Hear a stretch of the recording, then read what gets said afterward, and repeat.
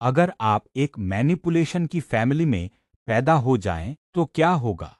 आइए जानते हैं। बारिश की हल्की आवाज हवेली की खिड़कियों से टकरा रही थी जब 16 साल का आरव डाइनिंग टेबल पर चुपचाप बैठा था। उस कमरे में कोई भी सामान्य तरीके से बात नहीं करता था। हर वाक्य के पीछे एक छिपा हुआ मतलब था। हर मुस्कान एक रणनीति थी। हर खामोशी एक हथियार थी। क्योंकि आरव एक चालाक और लोगों को नियंत्रित करने वाले परिवार में पैदा हुआ था। उसके पिता एक मशहूर वकील थे जो बिना हाथ लगाए लोगों से सच उगलवा लेते थे। उसकी मां गिल्ट और नकली दयालुता से रिश्तेदारों को नियंत्रित करती थी। यहां तक कि उसकी बड़ी बहन सिर्फ मनोरंजन के लिए दोस्तों को एक दूसरे के खिलाफ कर देती थी। उस घर में इमोशन सिर्फ फीलिंग्स नहीं थे, वे टूल्स थे। और आरव ने यह बहुत जल्दी सीख लिया था। जब वह 7 साल का था, उसका पालतू कुत्ता खो गया था और वह रो पड़ा। उसके पिता ने उसे ठंडी नजरों से देखा और कहा, रोना दूसरों को ताकत देता है, कभी अपना दर्द मत दिखाओ।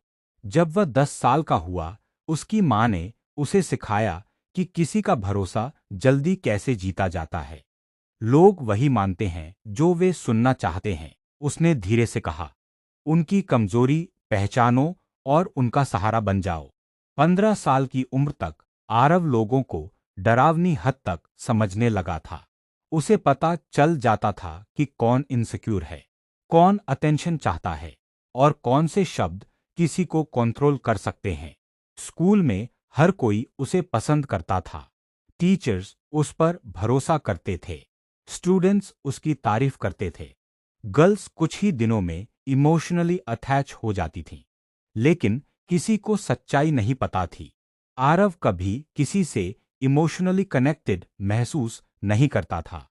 उसके लिए फ्रेंडशिप्स एक्सपेरिमेंट्स थी, कन्वर्सेशन कैलकुलेशन थी और प्यार साइकोलॉजिकल कंट्रोल था। फिर क्लास में एक नई लड़की आई। उसका नाम रिया था। बाकी लड़कियों की तरह वह किसी को इम्प्रेस करने की कोशिश नहीं करती थी। वह शांत रहती, सबको ध्यान से ऑब्जर्व करती और सिर्फ जरूरत पड़ने पर बोलती थी। यह बात आरव को इरिटेट करने लगी।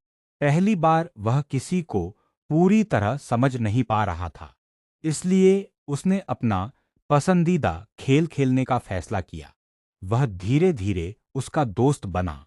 उसने उसकी पसंद को मिरर किया, ध्यान से उसकी बातें सुनी। उसने वही इमोशनल रिस्पॉन्सेस इस्तेमाल किए जिनमें लोग अक्सर फंस जाते हैं। लेकिन फिर कुछ अजीब हुआ। रिया ने बाकी लोगों की तरह रिएक्ट नहीं किया। इमोशनली डिपेंडेंट होने के बजाय वह उसे समझने लगी। एक दोपहर जब दोनों खाली लाइब्रेरी में बैठे थे, रिया ने अचानक पूछा, क्या तुम्हें पता भी है कि तुम्हारी असली पर्सनालिटी कौन सी है? आरव एकदम चुप हो गया।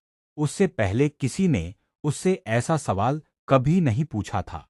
उसने अपनी घबराहट छिपाने के लिए हल्की मुस्कान दी। तुम्हारा मतलब क्या है? रिया ने शांति से अपनी किताब बंद की।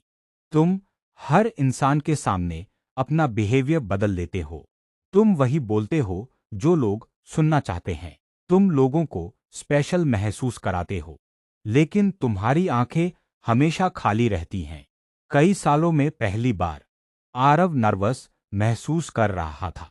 इसलिए नहीं क्योंकि कोई उससे नफरत करता था, बल्कि इसलिए क्योंकि पहली बार किसी ने उसे पूरी तरह समझ लिया था।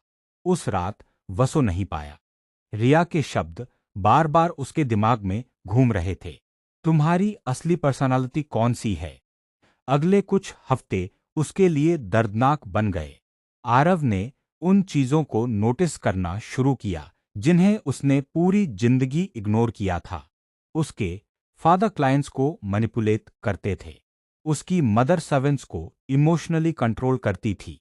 उसकी सिस्टर मजे के लिए रिलेशनशिप्स डिस्ट्रॉय करती थी। और सबसे डरावनी बात, वह खुद बिल्कुल उनकी तरह बनता जा रहा था। एक शाम डिनर के दौरान उसके फादर मुस्कुराए और बोले, अब तुम दुनिया को समझना सीख रहे हो। लेकिन आरव ने टेबल के चारों ओर देखा और एक भयानक सच समझा।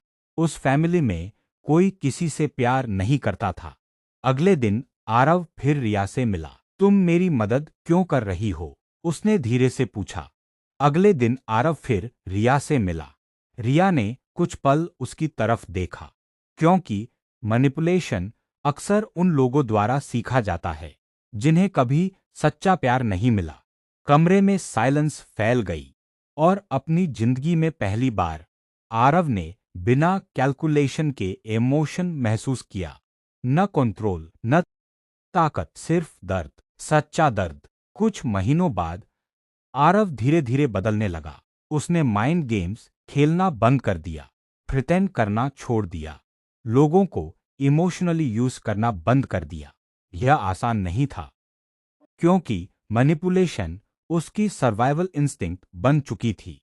लेकिन उसने वह बात सीख ली जो उसका फैमिली कभी नहीं समझ पाया। लोगों को कंट्रोल करना टेम्पररी पावर दे सकता है, लेकिन जेन्युइन कनेक्शन इंसान को शांति देता है। और कभी-कभी एक मैनिपुलेशन के बच्चे के लिए सबसे मुश्किल चीज दूसरों को कंट्रोल करना नहीं होता, बल्कि इंसान बनना सीखना होता है। Subscribe.